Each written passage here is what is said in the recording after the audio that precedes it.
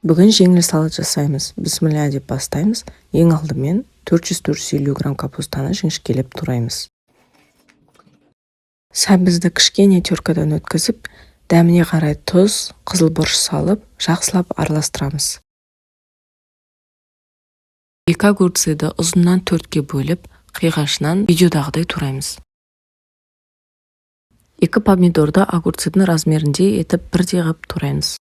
Бізге 8-10 редиска керек болады. Редисканы жіңішкелеп, соломка алып турайсыздар.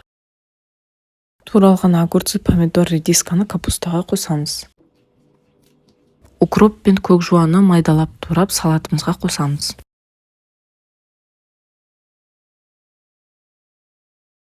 Бетіне шылқытпай сұйық май құйып, жақсылап араластырамыз.